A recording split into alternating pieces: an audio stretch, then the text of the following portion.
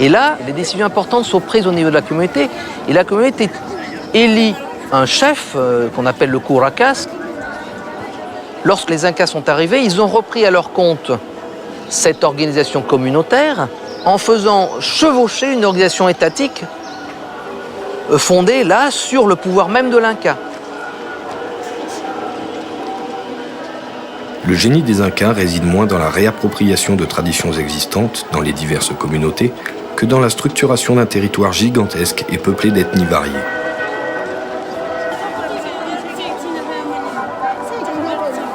Par exemple, ils ont conservé une économie entièrement basée sur le troc. Chaque personne arrivait avec sa production et échangeait ce dont elle avait besoin avec les autres familles. Ce système subsiste encore dans de nombreux marchés andins.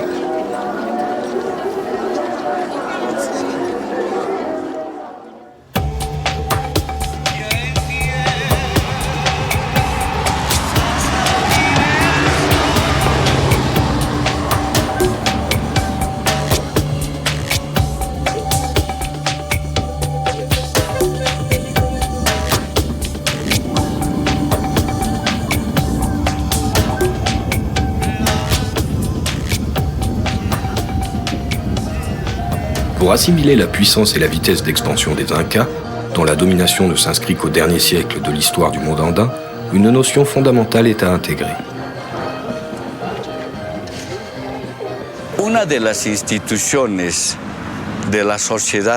Une des institutions de la société inca qui a permis cette dynamique économique, politique et religieuse a été la réciprocité, qui se dit en runasimi Aini. C'était donc toute une organisation socio-économique basée sur la régulation de production et de distribution des biens. Ça, c'est une autre notion du Minka et de l'Aini, qui est cette notion d'aider son prochain par une réciprocité. Mais c'est quelque chose d'humain qu'on trouve partout. Je te donne quelque chose, tu dois apporter autre chose, quelle que soit cette chose-là. Alors la réciprocité andine est quelque chose d'assez particulier qui existe depuis les époques les plus anciennes, qui fait que c'est lié à une prestation de travail. Alors à partir de l'époque inca, ces prestations de travaux deviennent des prestations obligatoires que l'on appelle la mita. Cette notion de réciprocité était la base du fonctionnement de la civilisation inca. Elle s'appliquait tant à l'économie que dans les relations diplomatiques ou dans leur rapport aux divinités.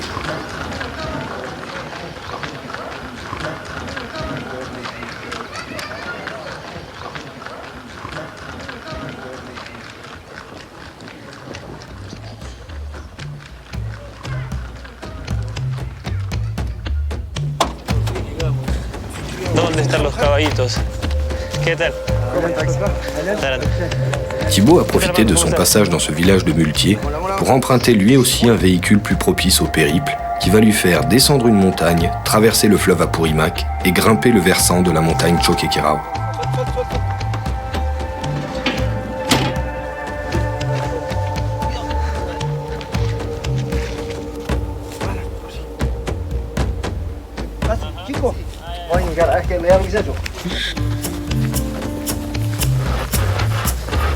¿Están listos los caballos?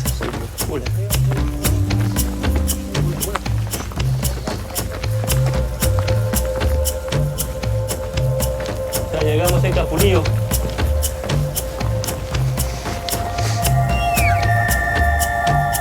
On découvre dans ces communautés agricoles le visage des habitants de la cordillère à l'époque inca, qui vivaient sur ces petits hameaux d'altitude et qui dépendaient des grands sites comme Choquequirao.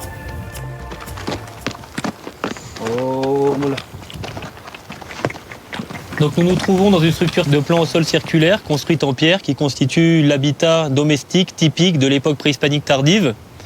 Ce village constitue un établissement satellite de Choquequirao, établi sur une ligne de crête qui domine le site de Choquequirao, qui se trouve sur l'autre rive de la vallée de l'Apurimac.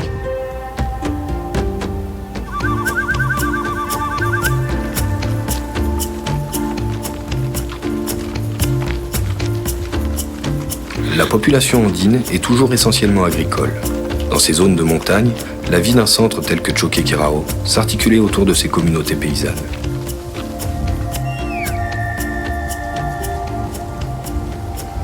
Et puis il y avait bien sûr les paysans qui étaient rattachés au service de l'élite dirigeante, mais qui étaient en petit nombre.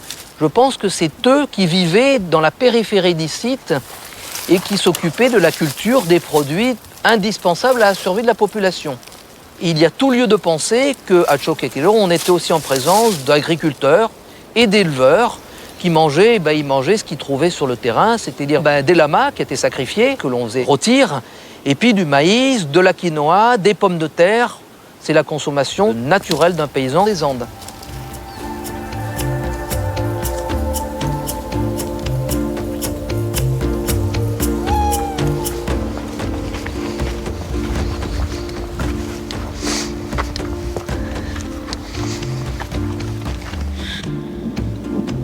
Mais l'alimentation des habitants de ces sites d'altitude nécessitait aussi une organisation particulière.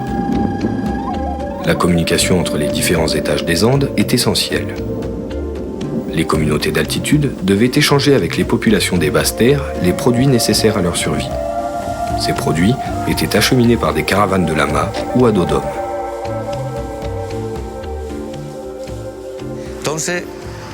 Ce sont donc l'agriculture et le pastoralisme qui sont deux étages écologiques ou deux types de production sur lesquels se base toute l'économie de ce site.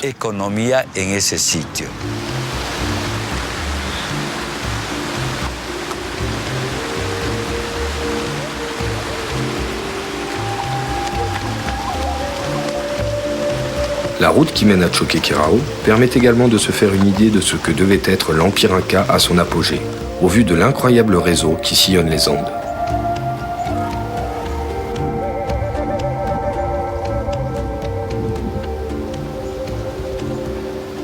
Le long d'un mauvais sentier caillouteux, que seules les mules entraînées savent prendre sans encombre, c'est tout le mystère de l'Empire Inca qui nous revient à l'esprit.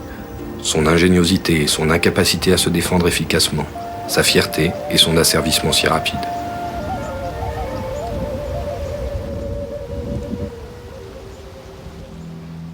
C'est aussi l'effort qu'ont dû faire les premiers explorateurs pour sillonner les Andes seuls en quête d'hypothétiques cités oubliées.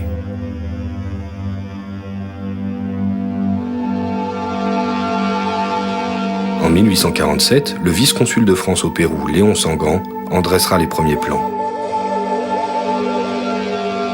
Il faudra attendre 1909 pour que l'Américain Hiram Bingham, le découvreur 2 ans plus tard du Machu Picchu, y entame les premières fouilles.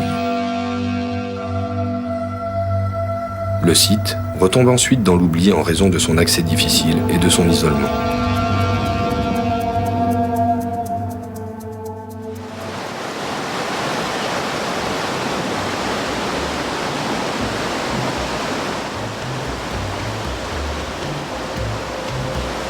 À nos pieds, le fleuve Apurimac, le Seigneur qui parle, joue son morceau ininterrompu se répercutant sur les parois de l'immense vallée qui l'abrite.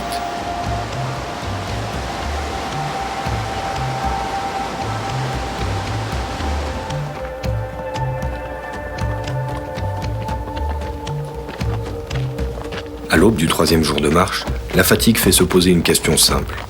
Pourquoi avoir construit leurs centres politiques et rituels dans des endroits si inaccessibles ?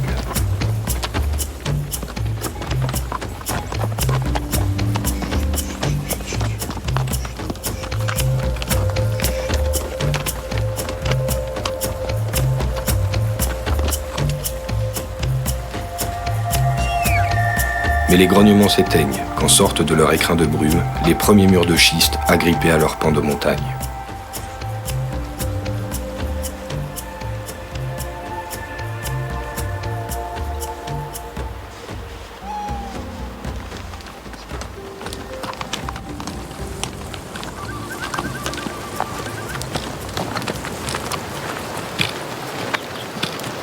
À 3100 mètres d'altitude, cet ensemble de structures géométriques, au lieu de trancher avec le fabuleux paysage environnant, semble conçu par et pour lui.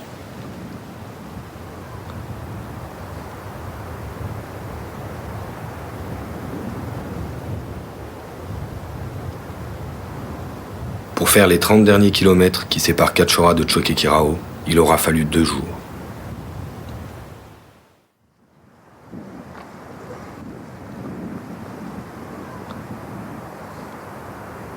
Ce qui frappe de prime abord est l'organisation duelle du site. On voit clairement que le cœur de Choquequirao se compose de deux parties distinctes. En général, cette organisation communautaire est duelle, c'est-à-dire qu'elle se fonde sur deux moitiés. C'est-à-dire qu'on a une moitié du haut et une moitié du bas. Une partie de la communauté occupait la partie haute, donc on l'appelait moitié du haut, et fondait une société à part entière avec son Curaca à part entière. Et puis dans la moitié du bas, dans la vallée, on avait une autre partie de la société, pareil, avec son propre dirigeant qui était le Curaca et la même organisation. Mais bien sûr, le Curaca du haut l'emportait sur le Curaca du bas.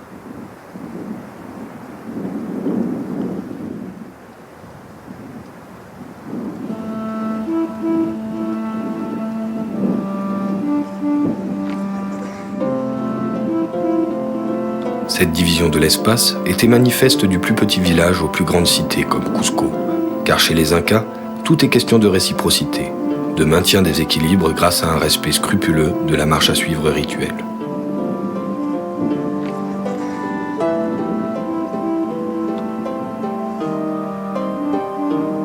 La partie haute, le Hanan, a été construite en haut de la crête de la montagne et abrite des édifices liés au culte.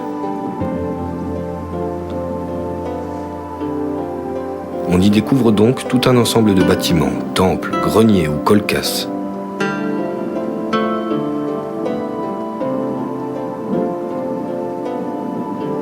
Des terrasses ornées de niches qui auraient renfermé des idoles et qui étaient irriguées par tout un réseau de canaux.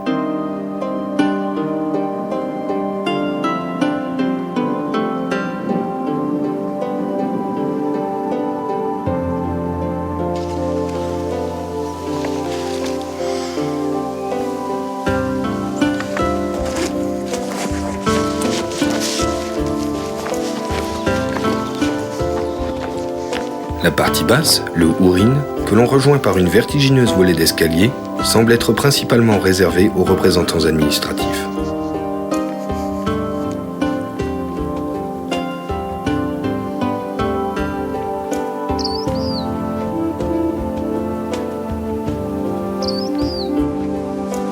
On y trouve des grands bâtiments à 2 étages, typiques de la tradition architecturale inca, organisés autour d'une fontaine qui seraient les habitations de l'élite.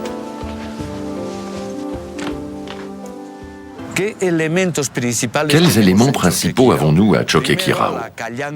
D'abord, la grande Callanca, qui a 6 accès et ne comporte qu'un niveau et dont la façade latérale définit la place principale.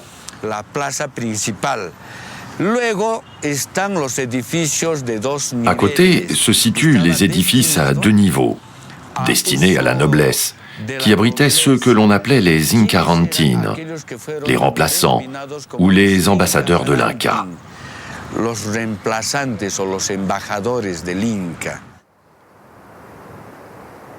Surplombant les deux parties se trouve l'Ushmu, que l'on considère comme un promontoire d'une extrême importance cérémonielle.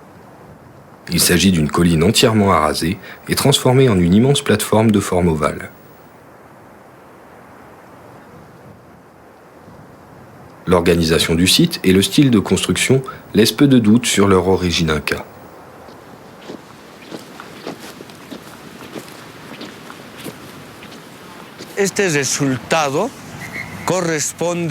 Ce site appartient à un modèle de ville sacrée, comme le fut la ville inca de Cusco. Choquequirao correspond à une planification urbaine de l'époque préhispanique, de la manière suivante. Il a une fonction politique, religieuse, économique et sociale.